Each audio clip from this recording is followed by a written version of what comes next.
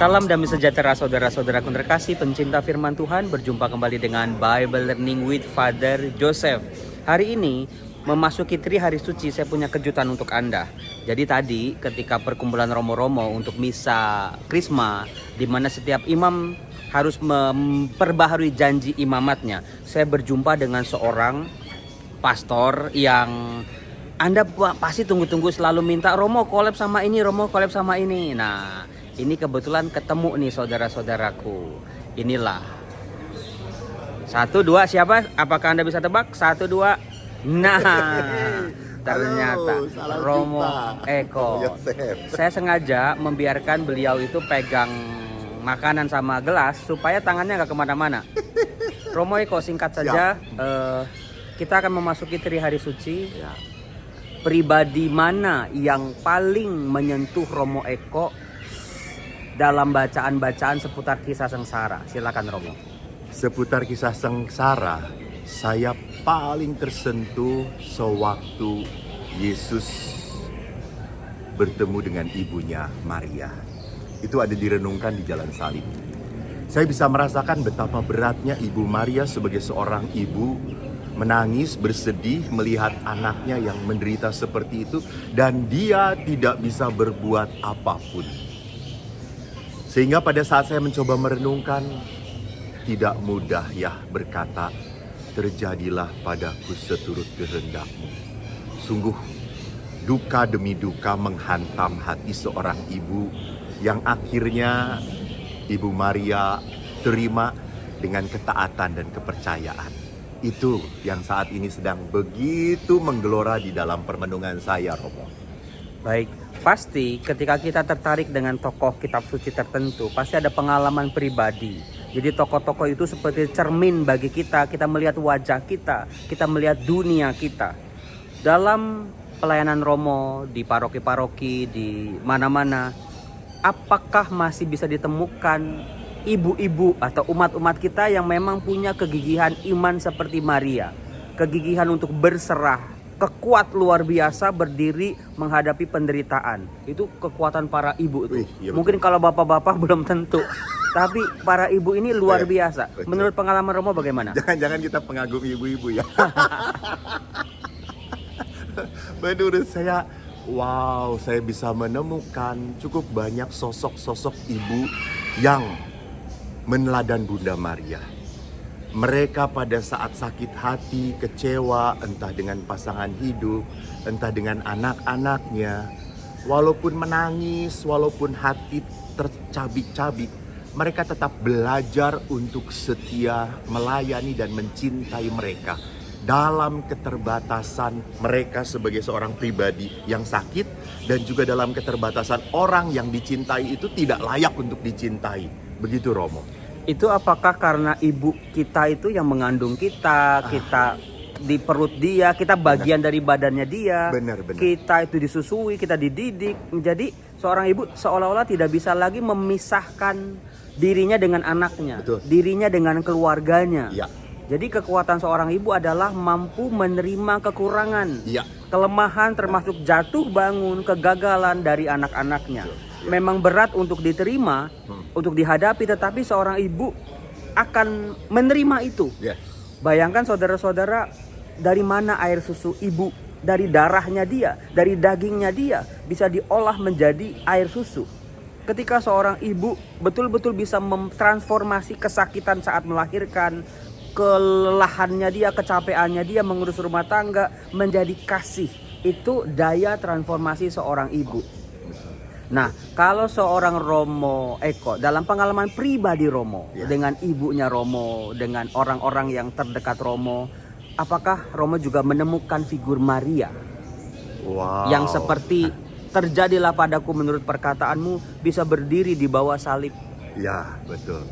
Ya, saya beberapa kali Romo bicara di YouTube juga tentang hubungan saya dengan ibu saya yang amat sangat dekat. Dan saya mendampingi ibu pada saat akhir-akhir kehidupan. Dan saya sangat kenal sekali ibu adalah seorang yang sangat berdevosi dengan Bunda Maria.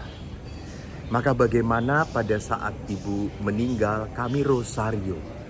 Dan pada saat rosario pun ibu berusaha untuk mengucapkan salam itu perlahan-lahan. Dan akhirnya rupanya ibu tidak kuat dan akhirnya meninggal. Sosok ibu itu begitu kuatnya dalam devosi tetapi juga dalam pelayanan. Ibu saya secapek apapun, beliau bidan, beliau capek kerja, tapi tidak langsung cari istirahat, enggak. Beliau langsung ganti baju putihnya, baju kebidanannya dengan daster yang sudah compang-camping dan tipis itu. Lalu apa? Melayani. Really, orang yang sangat melupakan dirinya sendiri sekali. Sama sekali dia tidak pernah ingat dirinya. Sampai dia sakit pun baru keluar setelah pensiun, begitu kan. Itu artinya apa? Ditahan gitu ya. Jadi kalau Romo Yosef anak tukang kue, bisa bikin kue. Kalau Romo Eko anaknya bidan. Anaknya bidan berarti mungkin bisa membidani. Saudara-saudaraku terkasih, ada sebuah benang merah yang sama.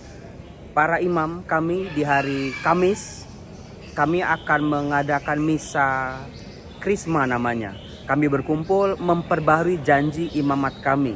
Tapi saya yakin siapapun imamnya pasti punya seorang ibu yang berdevosi luar biasa kepada Bunda Maria. Seorang ibu yang mau melepaskan anaknya sejak remaja, masuk seminari, nggak lihat lagi, nggak tahu lagi anaknya itu udah makan atau belum, sakit apa kagak. Bayangin coba, berani melepas, berani merelakan orang yang dikasihinya. Lalu pakai apa senjata seorang ibu ketika jauh dari anaknya, nggak tahu nasib anaknya, ya pakai penghubung Bunda Maria. Mereka berdevosi pada Bunda Maria. Maka terima kasih untuk setiap ibu yang berdoa kepada kami, untuk ibu-ibu kami juga. Kalau mama saya masih ada, Romo. Pada Allah. Salam. Ya, terima kasih untuk Romo Eko, luar biasa. Ini lagi kumpul bersama Romo-Romo. Tadi saya culik Romo Eko-nya, ayo kita ke belakang. Ini di belakang saya ini kandang ayamnya Bapak Uskup. Ikut berkhotbah Tadi mereka. sampai kokok. Lalu terakhir Romo, pesan Paskah dari seorang Romo Eko. Baik. Untuk kita semua. Saudara-saudariku, Paskah itu adalah tidak hanya kematian tetapi juga kebangkitan. Dan kebangkitan ini harus diberi stabilo, harus diberi cetak tebal dalam batin kita. Anda pernah jatuh, Anda pernah salah, Anda pernah gagal, manusiawi. Tetapi di saat Anda berani bangkit, mau maju kembali, itulah ciri khas anak-anak Allah. Tuhan memberkati. Luar biasa kan, ini tuh spontan Ibu Bapak. Lagi makan roti sama minum kopi. Bisa. Oke, terima kasih Romo Eko. Selamat memasuki Trihari Suci. Amin. Selamat memasuki menjalani pembaruan janji imamat. Bagi Anda umat beriman, doakan kami para imam ini. Kadang-kadang tidak mudah ada di posisi seperti ini. Kami dididik bukan sebagai selebritis tapi sebagai imam yang harus mengosongkan diri. Kami bukan siapa-siapa, kami tidak memiliki apa-apa. Tapi karena pewartaan firman Tuhan, kami dikenal banyak orang banyak minta foto, orang pada mengeluh-ngeluhkan gitu ya. Kalau Romo Eko tuh digila-gilai oleh ibu-ibu, gila katanya. Tapi percayalah, jauh di dalam hati kami selalu merasa kami bukan siapa-siapa. Tuhan yang selalu jadi utama dibandingkan kami. Kami cuman alatnya, kami cuman dipakai sama Tuhan. Tuhan membutuhkan tenaga kami, talenta kami, kemampuan kami. Maka tolong doakan kami para imam supaya kami jangan jatuh pada kesombongan, jatuh pada keangkuhan, jatuh merasa paling penting, paling hebat, paling dicari. Karena disitulah setan bisa masuk. Seperti setan masuk ke Yudas Iskariot, setan masuk ke Petrus, akhirnya gagal. Saudara-saudara, terima kasih. Itulah kolaborasi kami berdua di hari menjelang Kamis Putih ya. Terima kasih, doakan kami selalu. Salam.